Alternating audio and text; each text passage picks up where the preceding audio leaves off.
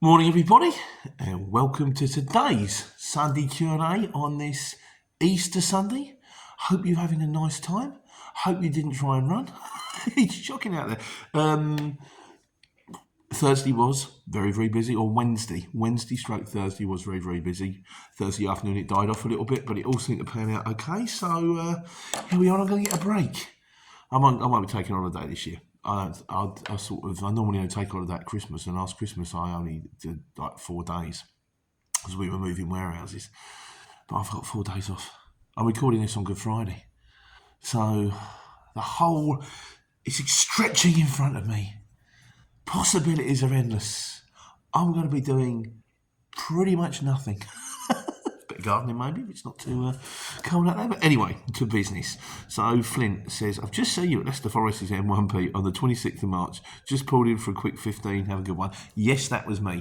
This week I have been doing wait and returns to Leeds that needed to be dropped in Leeds City Centre at 8 o'clock in the morning, except for the last one, which was dropped at 6.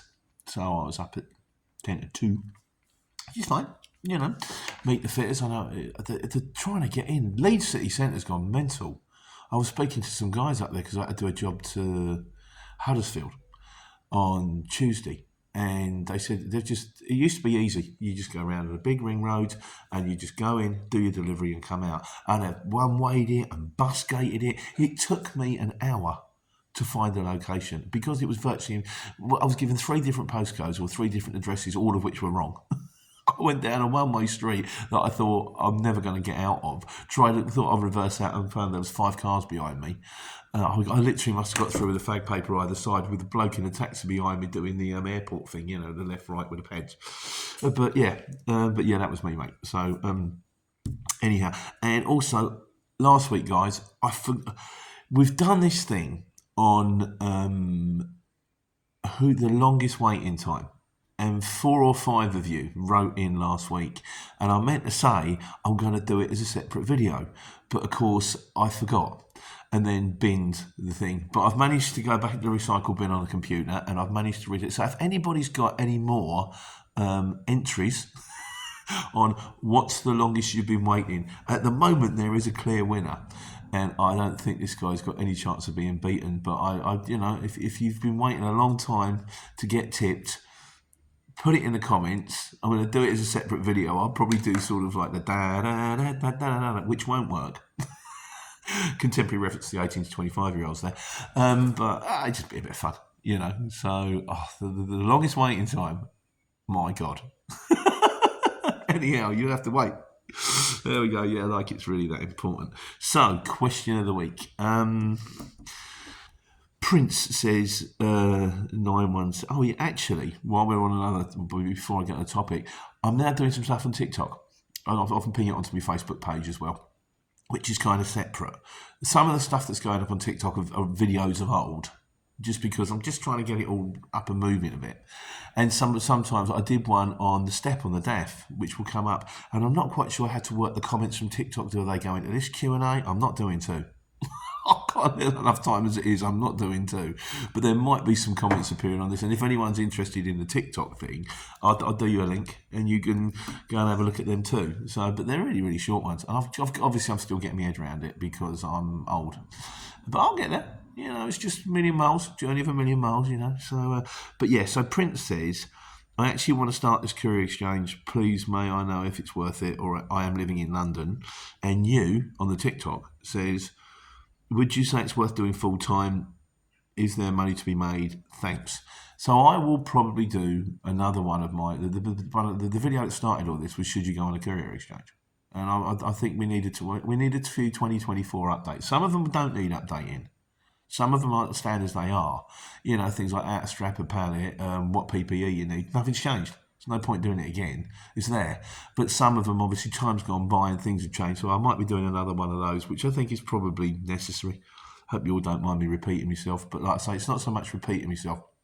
Some of them are outdated and need to be brought up to date. So we'll be doing that one for you guys in the very near future.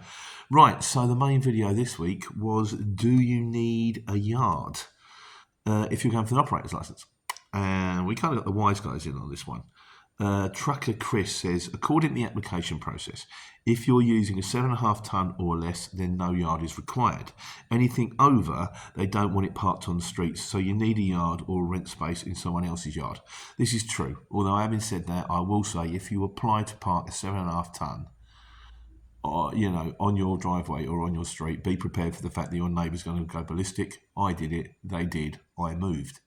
It was like, whoa, everybody in the village hates me. I'm leaving to another village. Well, they haven't learned to hate me yet because I haven't talked to anybody. Except for the bloke in the corner shop. He's lovely. Jasper, nice guy. Vamoose says, always a farmer looking for a few extra bob. Yeah, my farmer is, but then he's got a business park now. He used to be big pig farms, and now it's a business park, and it's just all industrial units. It's strange, isn't it? I think the guy's doing all right. They're all doing all right, but yeah, nothing changed. The happiness index. Maybe we'll do something with the happiness index on a life on the road one time. Yeah, something to be crossing into. Colin Clift says, oh, now I don't know if this is. I think this might be a request. It says Colin Clift need parking for 2 trucks. Rented suitable shared space, do not have own land. Colin, that's lovely. Do you want to put us in the comments of whereabouts? Because, if you need parking for 2 trucks in the Dunstable area and someone turns around and says, I've got space up in Leeds, it's not going to be a lot of good to you. But if you want to say whereabouts you need the parking, terrific, I'll put it out on the channel, and if anyone's got parking, they can get in contact with you and maybe you two can sort each other out. Just kind of, help each other out. Super. Right, so, like I say, we're doing the TikTok. So, I had this thing, and I looked at the front of the DAF, I just got this little thing, it's like a flap. I open it up, down the bottom by where the number plate is, and there's nothing underneath it. I thought I was kind of expecting, I don't know what I was expecting, someone to put in oil or water or screen wash or something, or an access to some bolts. It's just a radiator behind it, and I thought, what's that for? Of course, now I've got a load of comments on TikTok, and anyone who did comment on TikTok who's watching this, thank you very much. I haven't worked out how to reply to you yet. But, Danny Richardson. No, mate, I know he does a few of them. And he said, it's a step you can see the grip plate. So basically what it is, you lift it up, so you can then stand on the step, and you can, I don't know, defrost your windscreen with a scraper or, whatever you need to do, get to the wipers to change them. But I did quite like a few alternative answers. Simon X said it's a place to put your brew on. Yeah, and I suppose it probably is. I can think of other places that are probably more convenient, but, I've got to keep bending now. Isn't it? Oh, it's magic on one. To pick my cap up, and friend says it's for the rocket launcher add-on option. You obviously didn't go for the MI6 upgrade package, then I guess. No, but I wish I had. I tell you what, I want rotor blades for when you're stuck in traffic. It's like wacky races. Another contemporary reference to the 18 to 25-year-olds there. Hit the button, up come the rotor blade, out of traffic. That's what we need, like a big Chinook helicopter. Moving my way to a distribution centre. So, wise guys. Nonsense, really, isn't it? Leachy says, is it true you need an operator's licence if you want to work in Europe? Would you then still need a yard if you're running a small van? I think Trucker Chris has already answered that question. I do believe you do need an operator's licence to work in Europe. My mate Franz does Europe stuff and he has had to get an operator's licence. But if you're only running a small van, I imagine you don't need a yard. You can just park it on your road because it's under 7.5 tonne. So you would probably apply for the operator's licence from your home address. Anyone's got any more information on that, let me know. If I'm wrong, I'll just put it on last week's mistakes. Tinder Scene says, is it important to have 24 hours right to work document before you start on the CX? I'm going to say no. Firstly, because I don't even know what a 24 hours right to work document is.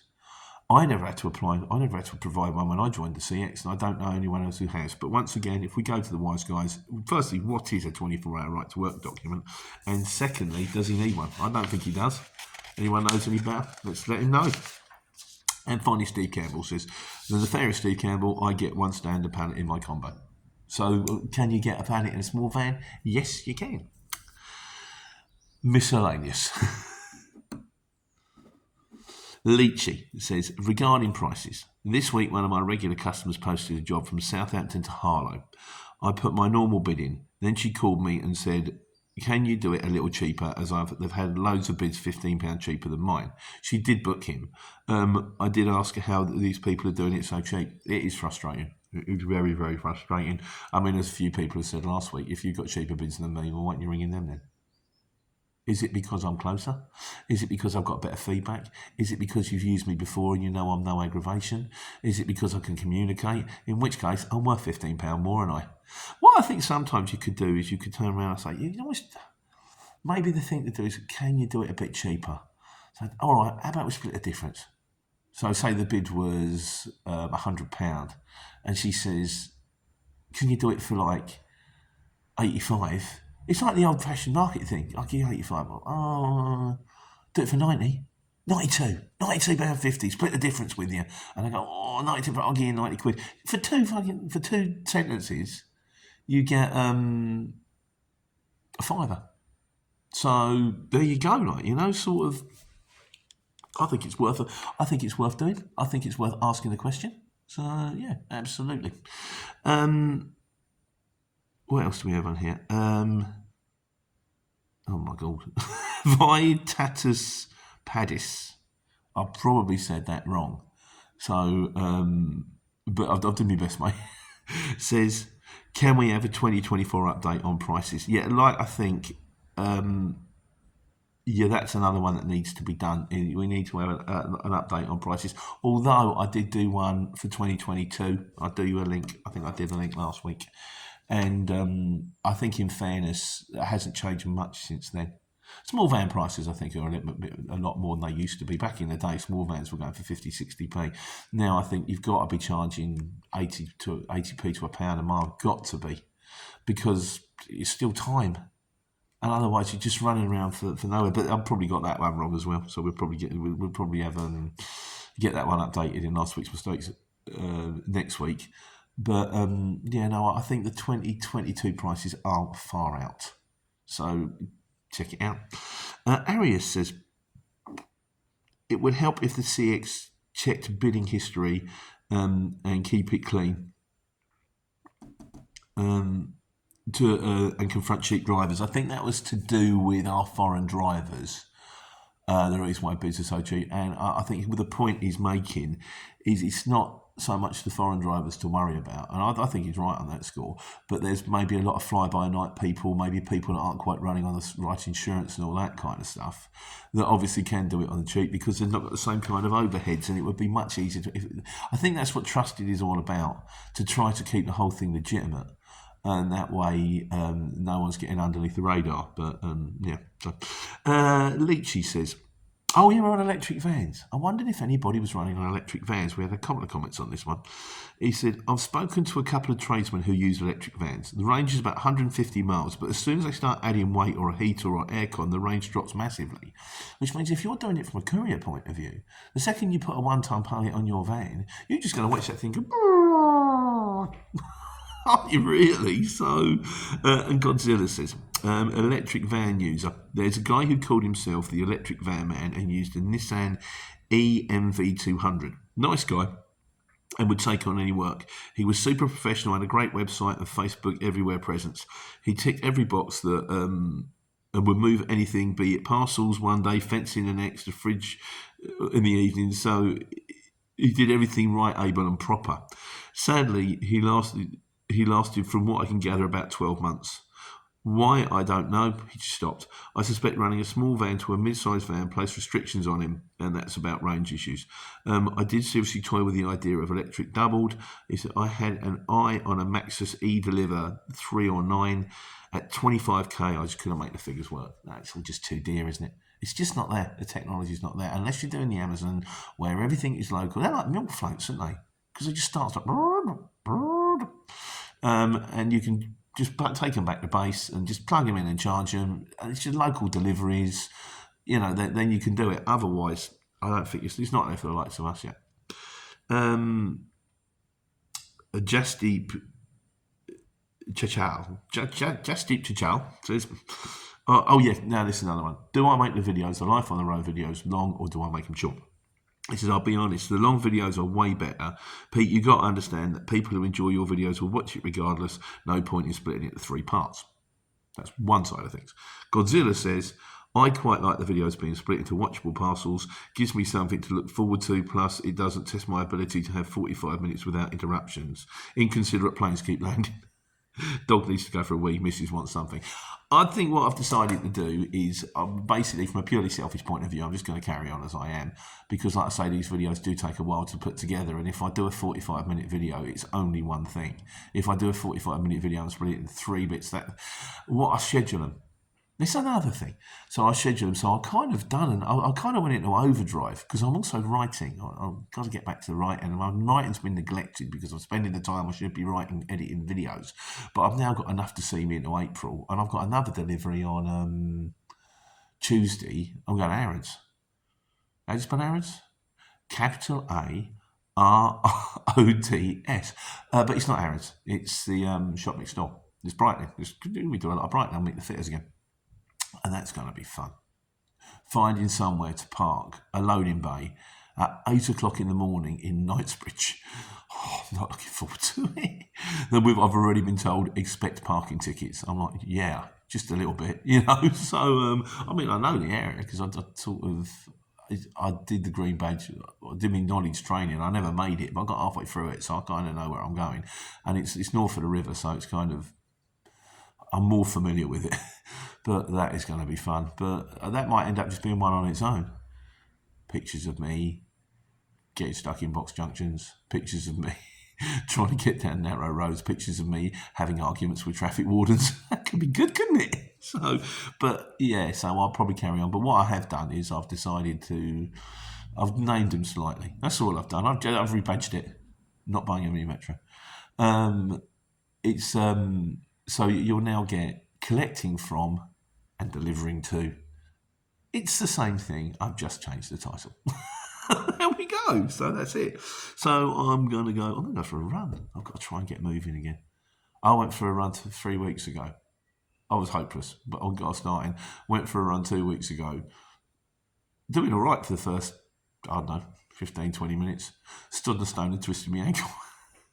But it's feeling a little bit better now, and I've got to get going. So I'm going to go and do that, and then I'm off to Lidl's, and then the rest of the weekend is all my own. I might even go down the pub. I shouldn't really. I really shouldn't. I should sort of. But pint and a sandwich would be quite nice, wouldn't it, really? So anyway, I hope you're enjoying your bank holiday. I hope you're having 4 days off, having a lovely rest, and taking care, but not taking money. Enjoy the time.